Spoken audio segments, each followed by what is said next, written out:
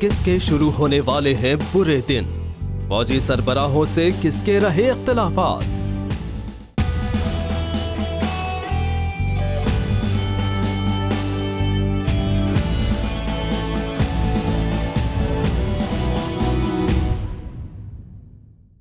हमें फ़ख्र है अपने पाकिस्तानी होने पर, हमें फ़ख्र है अपने बोलबाला होने पर। अस्सलाम वालेकुम नाज़रीन, मैं हूं शनाया सिद्दीकी और आप देख रहे हैं सबसे पहले Pakistan with president Parvez Musharraf exclusive interview series. हमारे साथ मौजूद हैं फ़र्श-शनास सिपहसालार, वतन अजीज़ के मुहाफ़िज़, कागल जंग के जाबाज, true leader and true face of Pakistan, president Parvez Musharraf. अस्सलाम वालेकुम sir, thank you for joining us. जी वालेकुम सलाम Sanaya, thank you very much. जी नाज़रीन, इसी के साथ हम हमारे प्रोग्राम का आगाज़ करते हैं। आज डिफरेंट करंट इशूज़ पे जनरल साहब से बात करेंगे, लेकिन सबसे पहले चलेंगे कि नवाज शरीफ ने और शरीफ ख़ानदान ने जिस तरह से नज़र सानी की एक दरख्वास्त पैनामा वर्डिक्ट के खिलाफ दायर की है, उसके बारे में बात करेंगे। जनरल साहब, सबसे पहले तो मैं आपसे ये पूछना चाहूँगी कि नवाज शरीफ ने अपनी सियासत का बंद दरवाज़ा खोलने के लिए आखिरी हरबा भी इस्तेमाल कर लिया और साथ ही में उन्होंने नज़र सानी की अपील भी दायर कर दी है। जनरल साहब, आपको क्या लगता है कि इनकी दरख्वास्त को रद्द होने के कितने चांसेस हैं? मेरी नज़र में तो बहुत ज़्यादा चांसेस हैं।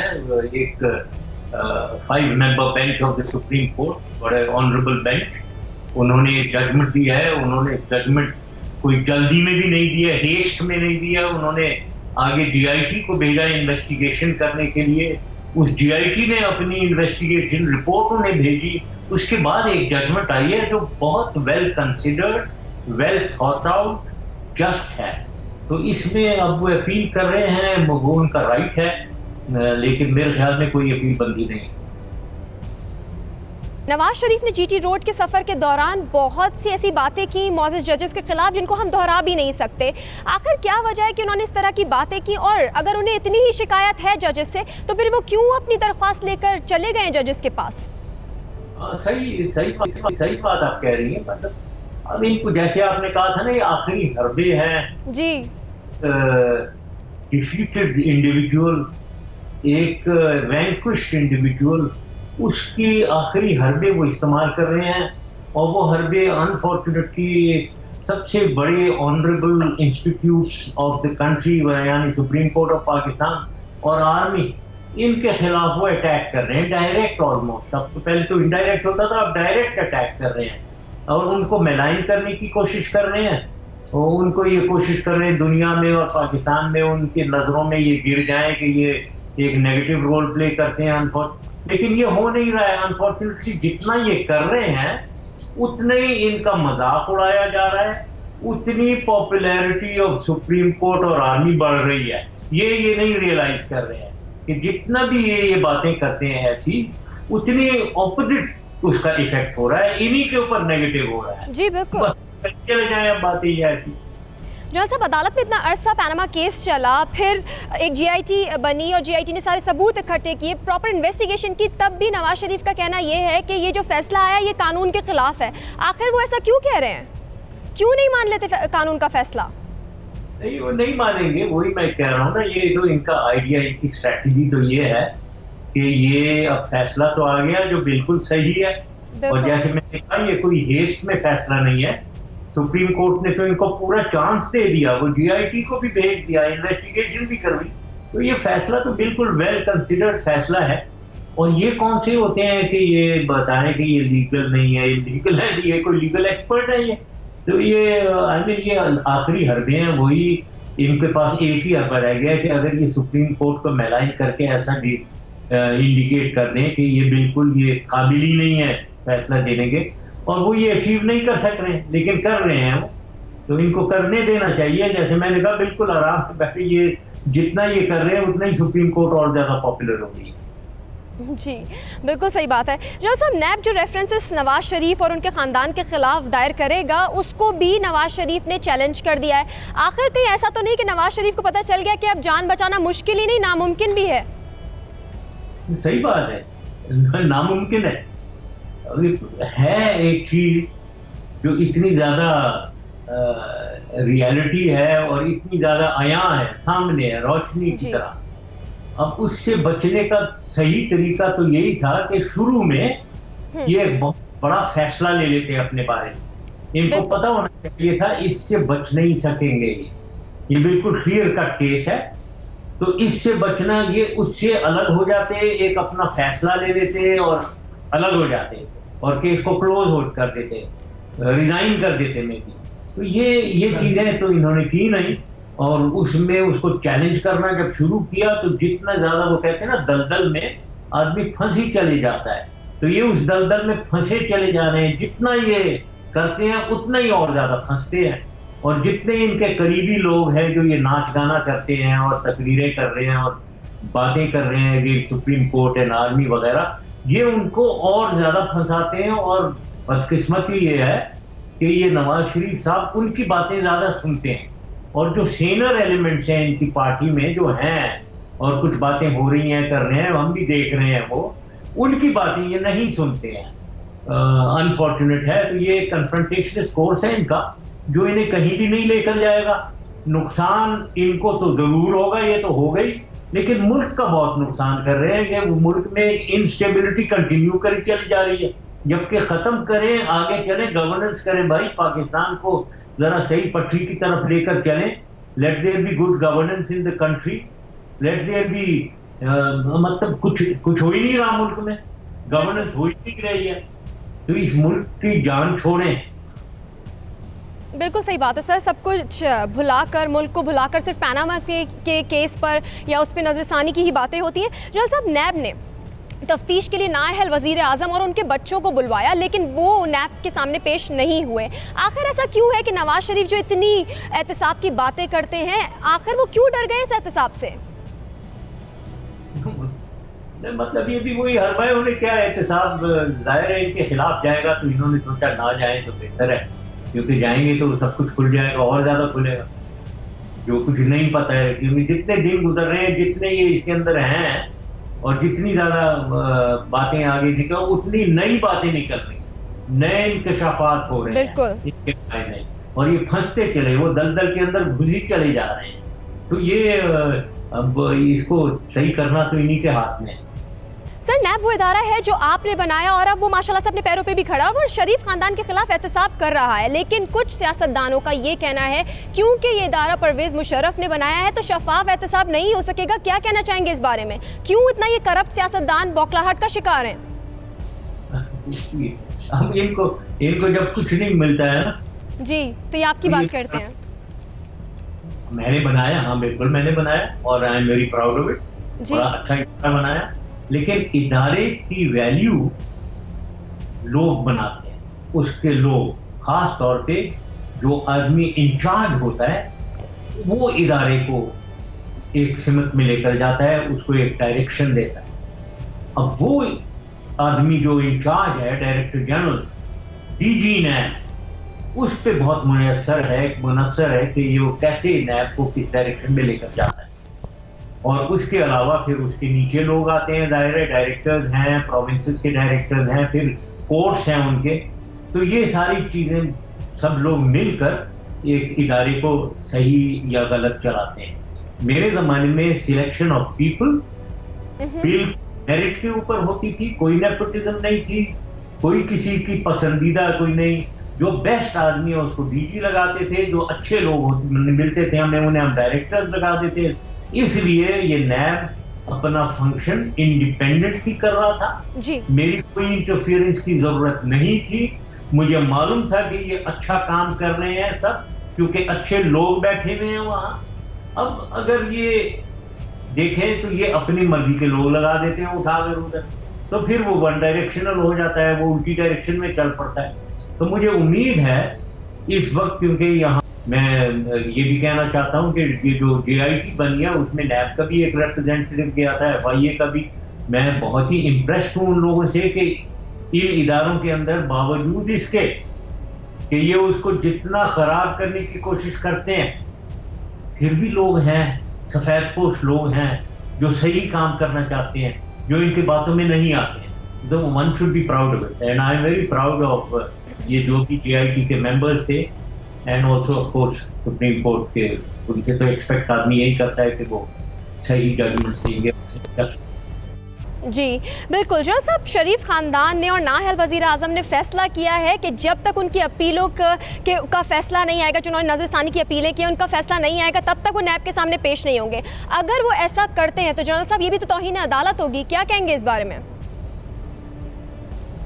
ये लीगल इश्यूज में मैं पढ़ता नहीं हूँ क्योंकि मेरी नॉलेज इतनी ज़्यादा नहीं है इन बातों के ऊपर। जी, डिलेइंग टैक्टिक्स हैं उनकी, एक खामखा की डिलेइंग टैक्टिक्स हैं, और सुप्रीम कोर्ट को चाहिए कि वो ये देखें और इनको स्पीड अप करवाएं।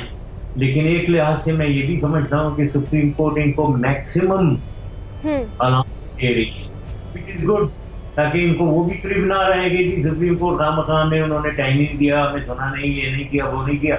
लेकिन सफर जो है वो मुल्क है और मुल्क के अवाम है जो इसको बर्दाश्त करी चले जा रहे हैं। ये मुसीबत जो है और ख़त्म नहीं हो रही है, और जैसे मैंने कहा मुल्क में कोई गवर्नेंस ही नहीं हो रही है अनफॉर्चुनेटली। जनरल साहब, नैब हुकाम का कहना है कि सुप्रीम कोर्ट के हुक्म के मुताबिक हर हाल में 8 सितंबर 2017 को हम रेफरेंस दायर करेंगे नवाज शरीफ खानदान के खिलाफ। आप इस मामले को हल होता देख रहे हैं? सही है, ये सही फैसला है। टाइमिंग को they should stick to timing. General साहब, लंदन फ्लैट्स के हवाले से और अल अजीज़िया स्टील मिल्स के हवाले से शरीफ खानदान तो पहले भी जवाब देने में बहुत ही नाकाम रहा है, तो आपको क्या लगता है कि नैब करप्शन का ये लाजवाल दास्तान जो है सामने ला सकेगी? कोई ये छुपी हुई बातें नहीं है। यहाँ सिर्फ एक फ्लैट कहाँ है, यहाँ तो कई दर्जनों फ्लैट है जी, दर्जनों। मैं समझता हूँ शायद 100 से ऊपर फ्लैट हो। फ्लैट किधर, बिल्डिंगें हैं जी इनके पास।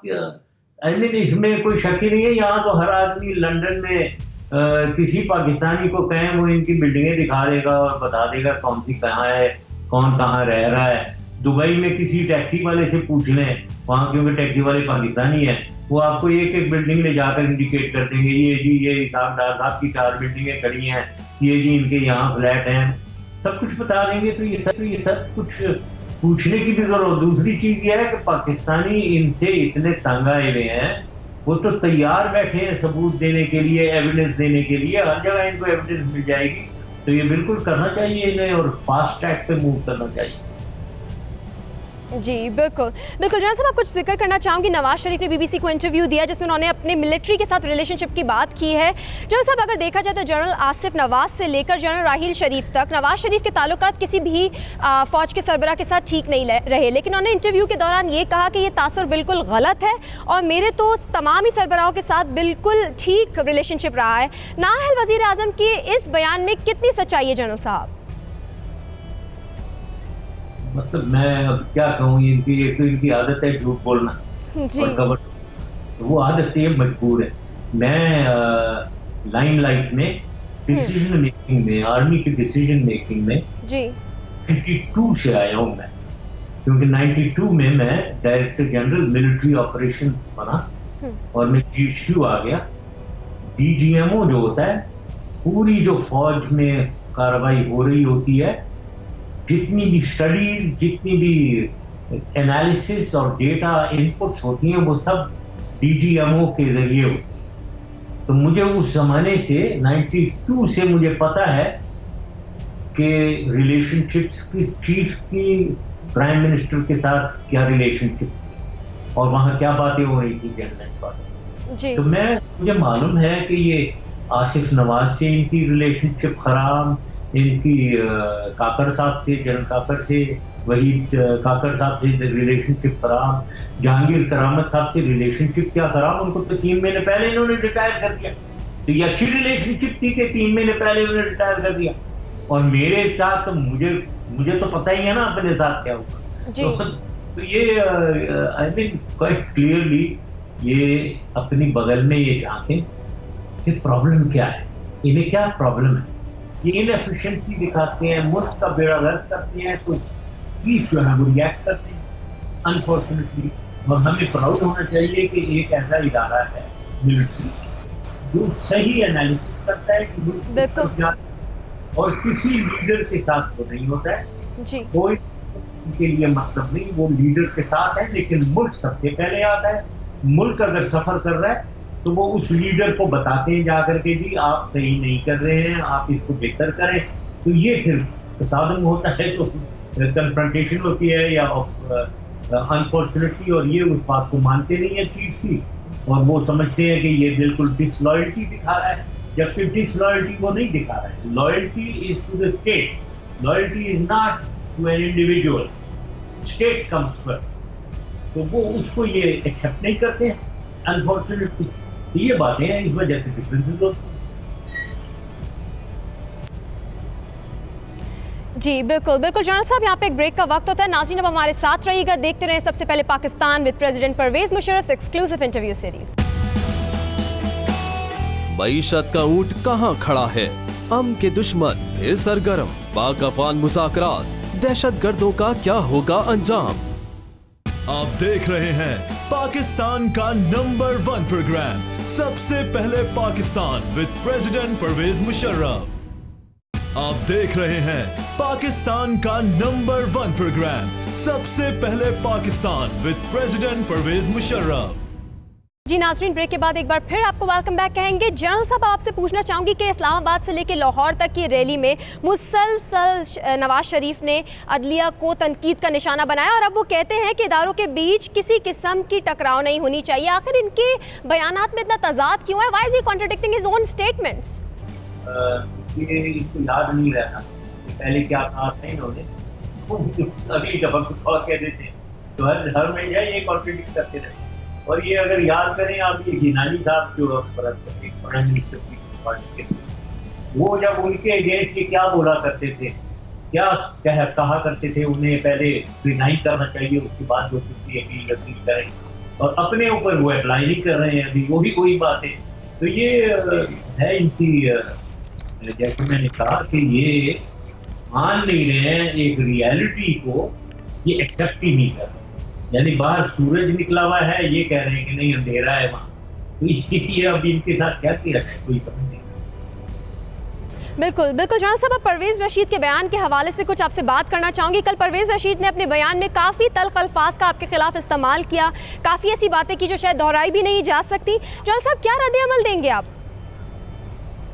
मैं कुछ भी नहीं करूँगा, ये तो मैं अब एक इंग्लिश मुहावरा है, वो बहुत खराब है, लेकिन मैं कहना चाहूँगा, तो इसलिए मैं कुछ भी नहीं करूँगा। वो कहते हैं बार्किंग डॉग्स सेल्डम बाइट, तो दे डोंट बाइट, तो करने दो नहीं, बातें करने दो।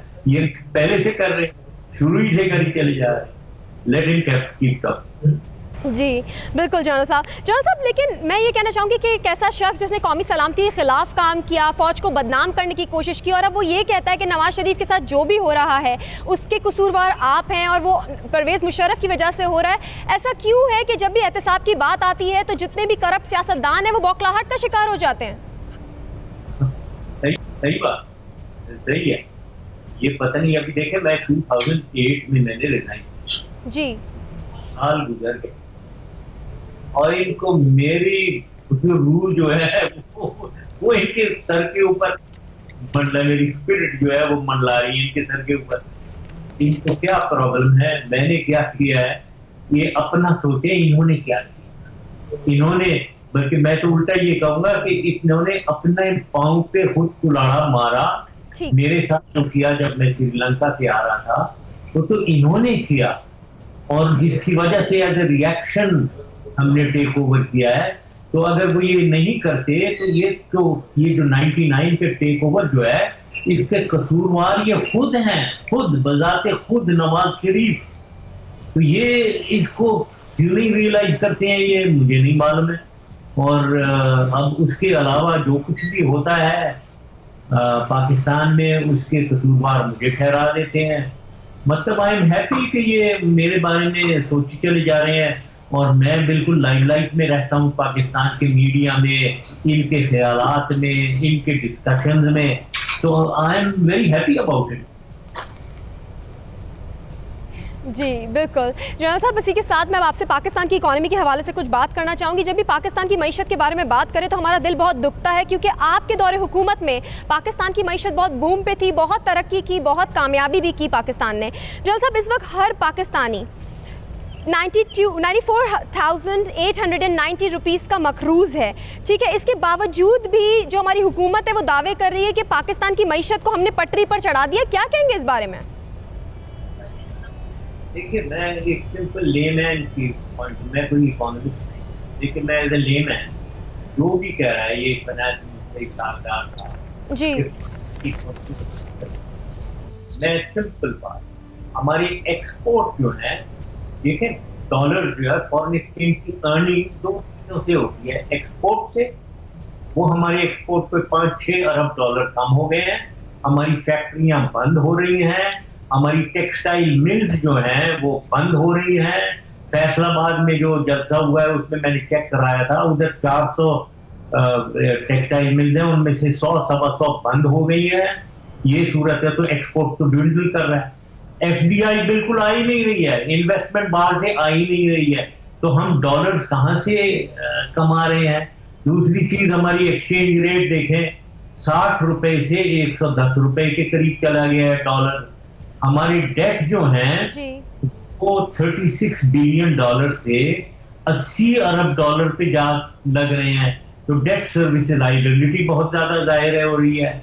तो ये ऐसी इकोनॉमी कैसे हम कह सकते हैं कि वो अच्छा कर रही है? यानी क्या हम बेवकूफ हैं? क्या हम समझ नहीं रहे हैं कि अच्छा नहीं कर सकती? फॉरेन एक्सचेंज रिजर्व की बात ये करते हैं, वो फॉरेन एक्सचेंज ये जो इन्होंने लोन लिए हुए हैं जिससे डेट हमारे बढ़ रहे हैं, अरबों डॉलर जो ये आईएमएफ से ले रहे हैं, फिर सीपेक का पैसा आ जाता है, वो अगर ये वहां रख देते हैं उठाकर स्टेट बैंक में, वो हमारा पैसा नहीं है, ये मुल्क का पैसा नहीं है। तो ये सारी चीजें हैं जिससे मैं ये कहना चाहूंगा कि ये हो ही नहीं सकता कि इकोनॉमी अच्छी कर रही हो। I mean it is not possible. ये यही जो मैंने बताई ये 4 फिगर दीदी को ले लें, इनसे तो कैसे हमारी इकोनॉमी अच्छी कर सकती है? जी बिल्कुल जनाब साहब, आपसे इसी का जिक्र करने वाली थी। नेक्स्ट क्वेश्चन मेरा यही था, आप ही की बात को रिपीट करूंगी कि रियासत पाकिस्तान 175 अरब डॉलर की मकरूज़ है इस वक्त, साथ ही में मुल्क का जो फॉरेन रिजर्व है वो भी 20 अरब डॉलर से डिक्रीज़ हो चुका है और ट्रेड डेफिसिट का भी बहुत बुरा हाल है। जनरल साहब, आप ये बताइएगा कि सियासत का यही हाल रहा तो मईशत कैसे ठीक होगी? नहीं ठीक हो सकती है, लेकिन दो ही डेफिसिट पे हम ट्रेड डेफिसिट तो बहुत बढ़ गया है, यानी इंपोर्ट पे जो हम खर्च कर रहे हैं वो एक्सपोर्ट से कमाई से बहुत ज्यादा बढ़ता चला जाता, जो बुरा है। ये ट्रेड डेफिसिट को कम होना चाहिए, वो एक ही तरीके से हो सकता है कि हम एक्सपोर्ट बढ़ाएं अपना। दूसरा, ये बैलेंस ऑफ पेमेंट डेफिसिट या फिस्कल डेफिसिट जो कहते हैं, ये यानी हमारे अखराजात आमदन के मुकाबले में बहुत ज्यादा बढ़ते चले जा रहे हैं, ये गैप इंक्रीज हुई चल जा रहा है, ये भी बहुत गलत है।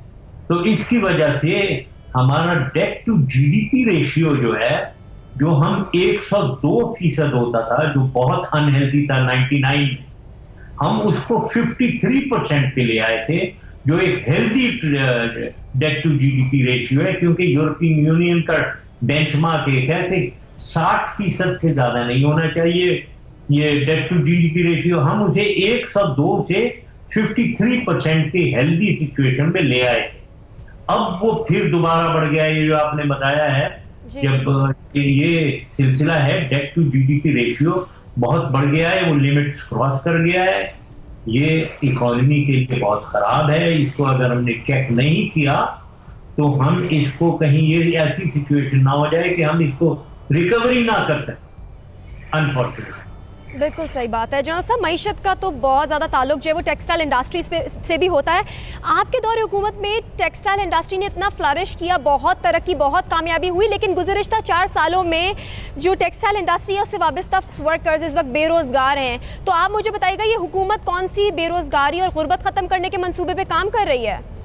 हमने सोचा कि को और डाइवर्सिफाई किया, क्योंकि हम इसी में फंसे गए हैं टेक्सटाइल के अंदर। हमने फिर ऑटो पार्ट्स निकाले, जेमस्टोन, मार्बल, इनको हमने इनके एक्सपोर्ट की तरफ हम गए, इनमें वैल्यू एडिशंस की, ताकि कमाई में, एक्सपोर्ट की कमाई में हमारा ज्यादा इजाफा हो। फिर हमने मार्केट्स नहीं देखे, new markets, diversifying of market and product, ये दोनों करके हमने एक्सपोर्ट्स अपने बहुत बढ़ाए। यानी 7 अरब डॉलर थे, या 8 अरब डॉलर थे। पाकिस्तान की तारीख में कभी 9 अरब डॉलर नहीं क्रॉस किया पाकिस्तान के एक्सपोर्ट्स ने। हमारे ज़माने में ये 17.5 अरब डॉलर पे गए, 8.5 से 17.5। ये इसीलिए गए क्योंकि हमने प्रोडक्ट डाइवर्सिफाई किए, हमने नए मार्केट ढूंढे, हमने मुशक्कत की, हमने कोशिश की। मैं कोशिश करता था, मैं जहां जाता था वहां बिजनेस कम्युनिटी को 200 बंदों के सामने बिठाकर मैं पर्सनली स्टेज पे होकर पाकिस्तान की वैल्यू के बारे में बात करता था कि पाकिस्तान में आए आप, इन्वेस्ट करें, हमारा माल खरीदें आप। ये मैं खुद करता था। तो इस वजह से ये रिटर्न मिली हमें।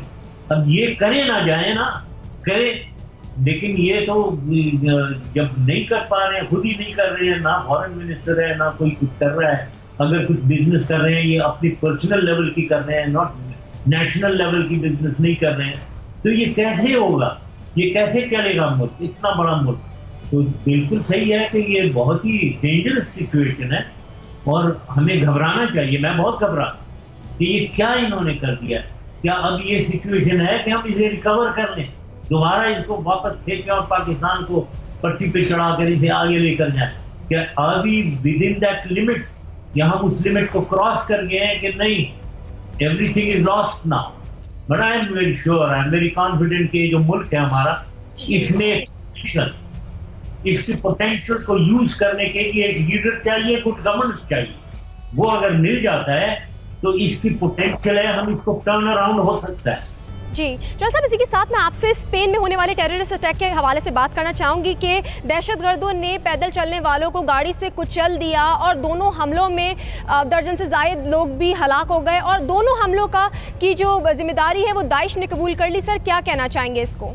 इसलिए कि ये एक इस्लाम के ऊपर और मुसलमानों के ऊपर, जी सर, सही बात है, और एक्यूजेशन होती है, और हमने सिर्फ मुसलमानों को बदनाम नहीं कर दिया, लेकिन इस्लाम एज ए रिलीजन, लोग आम जो लोग हैं बाहर दूसरी रिलीजन के, वो समझने लगे हैं कि इस्लाम इटसेल्फ एज ए रिलीजन ये एक टेररिज्म और मिलिटेंसी सिखाता है, जो कि गलत है।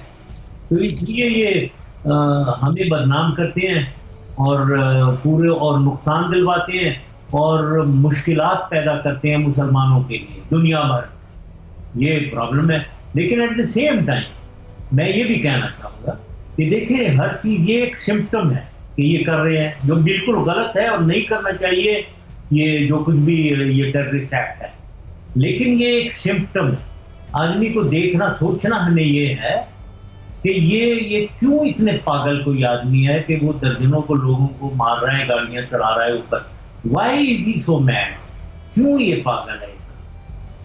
उसके अंदर जब आप सोचेंगे तो हम एक और कॉजेस पे चले जाते हैं। इसके कॉज, इसके पीछे क्या वजह है, उसके पीछे वजह पे जब आते हैं तो फिर पता होता है कि ये गुस्से में, मुसलमान जो हैं इस वक्त गुस्से की हालत में है और उनको समझ, क्योंकि वो विक्टिम्स हैं जितने भी ये पिछले 40-50 साल में दुनिया में हुआ है, चाहे वो पैलेस्टाइन ले लें, कश्मीर ले लें, बॉस्निया ले लें, कोसोवो ले लें, Afghanistan, Iraq, Lebanon, Syria, Libya, Egypt, ये सारे मुसलमान, और मुसलमान रिसीविंग एंड पे उनको नुकसान हो रहा है, वो मारे जा रहे हैं हर जगह।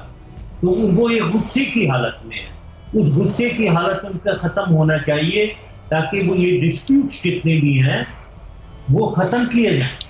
और डिस्प्यूट्स खत्म करने में सुपर पावर्स का रोल है, अमेरिका का रोल है, चाइना का रोल है, रशिया का रोल है, ताकि ये डिस्प्यूट्स खत्म हो और इनका गुस्सा खत्म हो और दुनिया में एक हमआहंगी, एक पीसफुल पीस आए, अमन अमान है।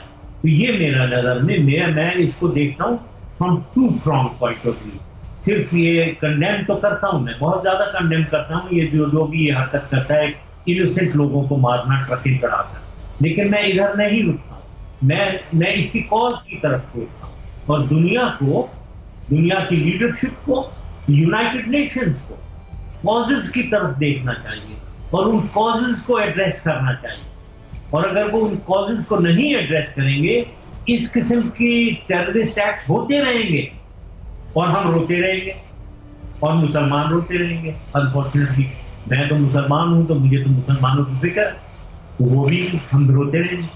तो इसका हल ठीक है, बहुत गहरा है, बहुत दूर की बात है। और अगर हमने दुनिया में इंसानियत को बेहतरी की तरफ लेकर जाना है, बेहतर जिंदगियां बनानी है दुनिया में, हर चाहे किसी भी रिलीजन का इंसान हो, तो हमें इन कॉजेस की तरफ जाना है।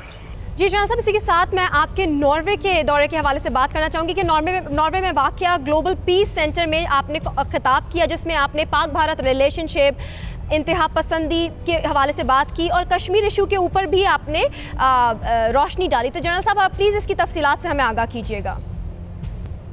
ये मैंने किया गया था world as I see it, world at a glance, मैं दुनिया को देखता हूँ जी। इसमें मैं दुनिया की बदलती हुई स्ट्रेटेजिक सूरत हाल के बारे में बात की है।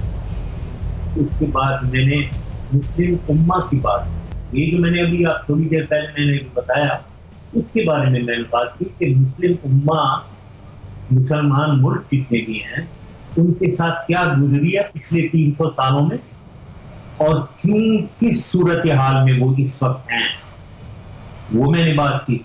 उसके बाद साउथ एशिया पे मैं आया, तो उसमें मैंने जाहिर है इंडिया, पाकिस्तान, कश्मीर की बातें की हैं और हिंदुस्तान के बारे में मैंने बताया कि क्या वो कर रहे हैं और कश्मीर में क्या जुल्म हो रहा है।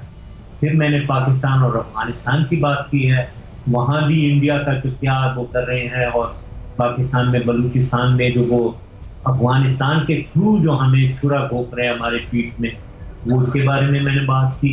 और फाइनली मैंने पाकिस्तान के बारे में, मैंने पाकिस्तान की हुकूमत को बात मैं बाहर नहीं करता हूँ, को इतना जो कुछ भी हो रहा है पैनमा वगैरह, वो मैं बातें नहीं करता हूँ बाहर। मैंने उधर बताया कि पाकिस्तान का ओवरऑल माहौल, उसके बारे में मैंने क्लैरिफिकेशन दी कि भाई ये क्या माहौल है, गलत फहमियाँ हैं पाकिस्तान, बहुत गलत परसेप्शन है पाकिस्तान की, उनको मैंने दूर करने की कोशिश की। क्योंकि वहाँ आगे बैठे हुए थे 100-200 लोग, तो उनको बताना कि क्या है पाकिस्तान, वो मैंने बताया।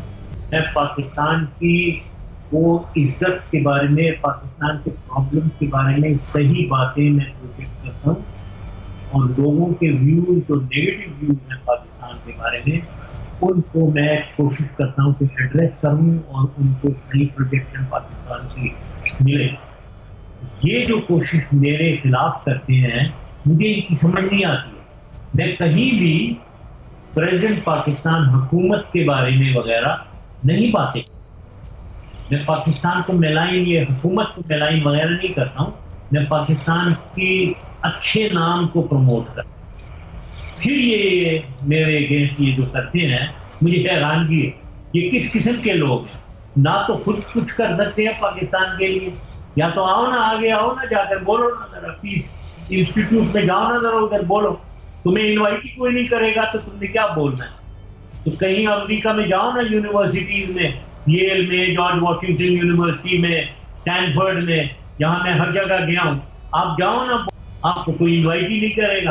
तो कम से कम वो शख्स जिसको कोई इनवाइट कर रहा है और वो आपकी हुकूमत के खिलाफ बोल भी नहीं रहा है, पाकिस्तान को प्रमोट कर रहा है, पाकिस्तान के कॉज को प्रमोट कर रहा है, कश्मीर कॉज को प्रमोट कर रहा है, पाकिस्तान अफगानिस्तान के सिलसिले में जो सही इंप्रेशन है वो कर रहा है, इंडिया के खिलाफ जो इंडिया हमारे खिलाफ कर रहा है उसको किल कर रहा है, आप उसके खिलाफ ये है आपकी patriotism, this is your patriotism. तो यहाँ के एम्बेसडर को मैं यही कहना चाहता हूँ, इज दिस योर पेट्रियोटिज्म? ये आप क्या हैं? आप एक एम्बेसडर हैं, तो आप वहाँ बैठा हुआ इस्लामाबाद से अगर कोई इंस्ट्रक्शन आपको दे रहा है तो आप क्या इतनी छोटी हैं?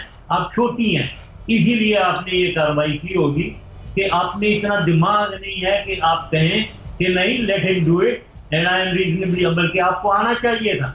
आप वहाँ नोबेल इंस्टीट्यूट में बैठी होती आगे, आप सुनती मैंने क्या कहा है और सीखती कि दुनिया में क्या हो रहा है और पाक अफगान क्या है, मुस्लिम उम्मा क्या है, पाकिस्तान क्या है, मैं आपको भी सिखा देता, तो आप सीख लेती वहाँ बैठ।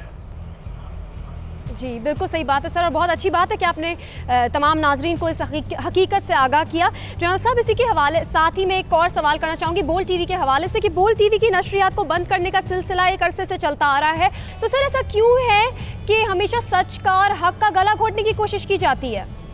वो इसीलिए कि हुकूमत जब अच्छी नहीं कर रही है, हुकूमत अच्छी नहीं चल रही है और आप सही बात प्रोजेक्ट करते हैं तो वो अच्छा नहीं लगता। वो कहते हैं ना, ट्रूथ इज वेरी बिटर।